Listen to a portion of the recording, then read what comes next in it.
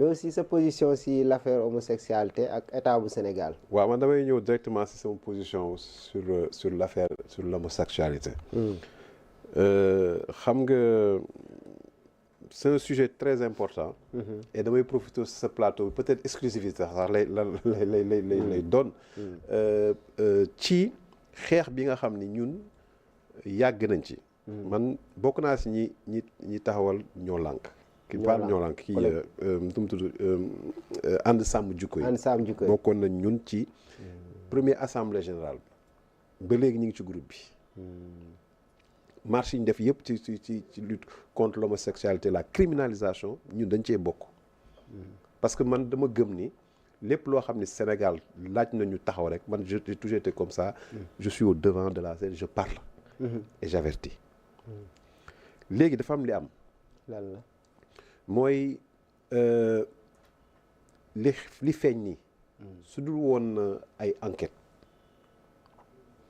ce qui va se passer mooy est-ce que tey xam nañ ñun cancer bi fan la toll ci suñu société. wax nga ko mënoo leen xàmmee parce que ay borom kër lañ. ñii am nañ ay soxna ay borom kër am nañ ay soxna. mënoo wane dara ci visage ne ni kii loolu la te pourtant ñi ngi lëmbee réew mi ñi ngi koy yàq. maintenant man damay envoyer les Sénégalais dans le futur loo xam ni c'est en train d'être vécu dans le présent en France et d'autres pays mooy ñoom seeni dëkk maa ngi koy wax tout le temps soo demee mairie nga mën nga tey dem mairie HLM nga ñëw ñaari góor ñëw taxaw ci maire bi ne ko kaay nga takk suñu sëy am na parce que dañ ko autorisé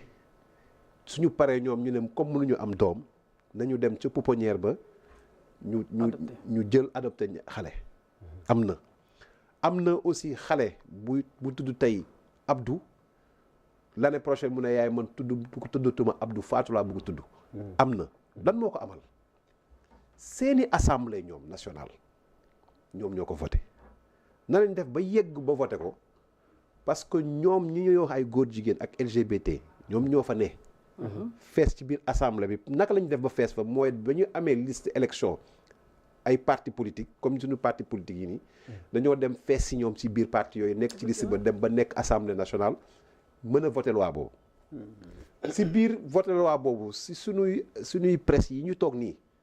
dañ fa nekk ñoom tamit nekk fa pour mën ko layal ci presse bi. nga dem seen diine yi ñu dem ba layal ko fa. parce que loolu li may wax nii c'est pas lu am réellement. léegi maintenant est-ce que vous imaginez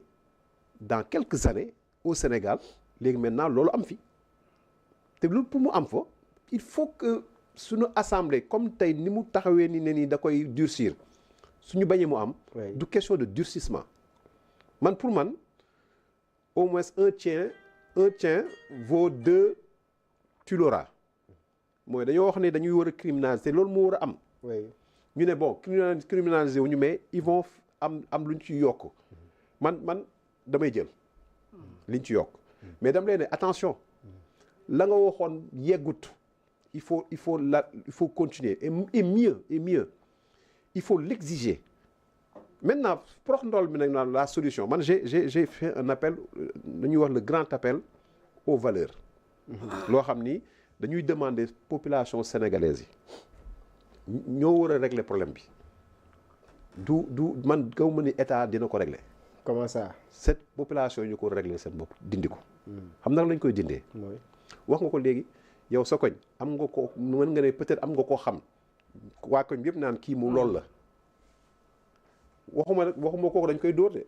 mais justice populaire population. waxuma justice populaire moo tax ma wax la appel au grand frère maa ngi andi solution yi. mooy koñ yi nañ def ay comité de veille. nit kooku noonu mën nañ ko dimbali mën nañ ko génnee ci li mu ne parce que am na gis nañ fi ñoo xam ne tey soo demee ci église bi prêtre bi soo demee ci imam bi soo demee ci daayira yi sëriñ si ñu ngi fi di waxtaan di delloo nit ñi ci yàlla ñu dellu parce que dafa am koo xam ni victime la attention aussi tam il faut ñu calculer loolu il y a des victimes qui sont devenues des prédateurs victime mooy lan xale boo xam ne du woon innocent la mi ngi koy def nii ñu yàq ko xale boobu après nekk di yàqe kon il faudrait que koñ yi veiller ñu cartographier xam si biir koñ bi ñan ak ñan ñoo ca ne suñ leen mënee génne dindi si loolu ñu dindi leen suñ ci mënul ñu génne leen koñ bi non xoolal nañ leen génne ci koñ bi suñu amee problème na leen génne Sénégal donc ce qui veut dire que aujourd'hui ce combat doit être porté par l'ensemble des Sénégalais muy yow man ñun ñëpp parce que ay waajur lañ tey ñun ñi ñëpp on est menacé xam nga on est menacé mooy kenn mënul leer ni waaw Moubarak moom la loolu la wala du loolu Khadim parce que finalement dañuy dem ba def du teg doute bi si ñëpp parce que ils sont en train de progresser c'est comme ça ils ont fait de l'autre côté dans les autres pays fexe ba am doole léegi nag ñun dafa am lu ñu yàlla may bàyyi ñu ay valeurs bàyyi ñu ay mag yu am diini yoo xam ni dañoo bàyyi fi diine bàyyi fi jom bàyyi fi ngor am na koo xam ne tey li ko ci dugal xaalis la am na koo xam lu ko si dugal vice la am na koo xam lu ko si dugal nguur la n'est-ce pas parce que loolu ak franc-maçon ñoom ñaar loolu moo leen di dundal kon ñun qu'est-ce qu'on doit faire man damay invité waat encore une fois maa ngi koy wax bi passé maa ngi koy nuyu di ko ziar imam Jabel Kouyaté man ne ko yéen imam yi ak ñi nekk ci daayira yi nañu gën a renforcer la sensibilisation daayira ak kuréel yi la lañ fay wax diine oui diine bi nag wax dëgg yàlla soo demee ba na xol yi fees ci yàlla très bien nañu c'est-à-dire nañu éduquer waat renforcer waat les valeurs dans nos quartiers pour que commune bi si boppam ces acteurs là mooy li may wax le comité de veille mu constitué wu nit ñooñu parce que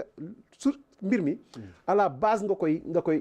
régler soo ko réglé wul noonu en réalité on ne va pas trouver une solution et ils vont continuer parce que mënoo indiquer mënoo xam ñaata lañ kan nga ko si xam mooy ki nu mu tudd ki am VIH mais pour terminer VIH n'est pas égal à homosexualité. C'est beaucoup plus grave, voilà. Non. Am VIH, ça ne veut pas dire homosexuel. Non. Oui. N'est-ce pas? Oui. Kon wax bi du foofu. Mais par contre ku homosexuel égal VIH da koy yóbbu ci foofu. Kon nañ régler problème mu VIH et pour terminer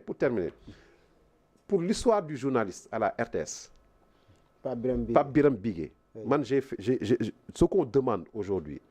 Il a la présomption d'innocence comme également man damay jàpp de culpabilité xam nga dama nag culpabilité mooy dañ ko takkal ci benn mbir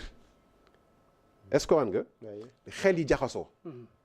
comme xel yi jaxasoo na nag léegi ñu ne ko léegi génn justice dafa war a àtte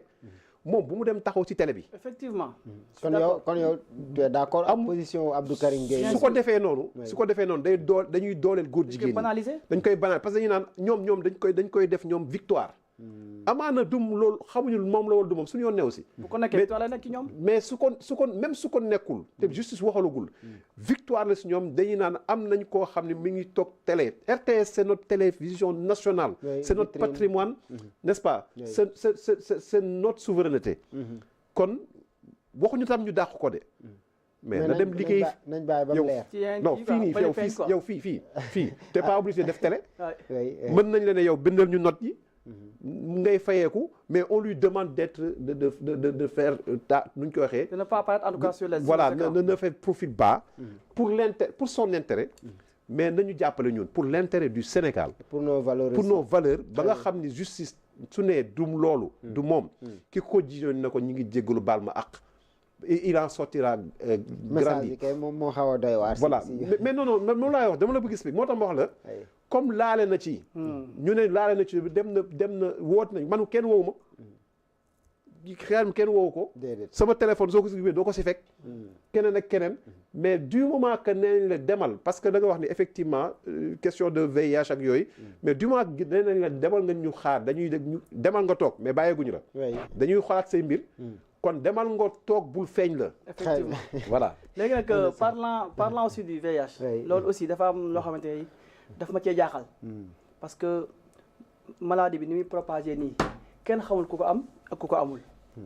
léegi nag li ñuy laaj le ministre de la ministère santé bi moom lan lay xaar ni woon na fekk bu ñu defoon conférence boobu ñu defoon moom jàppoon naa day toog ci côté bi daal di wax parce que nag il va falloir vraiment ñu jéem a en tout cas canaliser cerner maladie bi xam carrément fan la yem ñu jéem ko arrêter en tout cas propagation bi. Et sur ce je pense que le 9 février dama defoon benn post ma ne sur l'affaire Pape Cheikh Diallo et 6 à défaut d'un dépistage volontaire effectif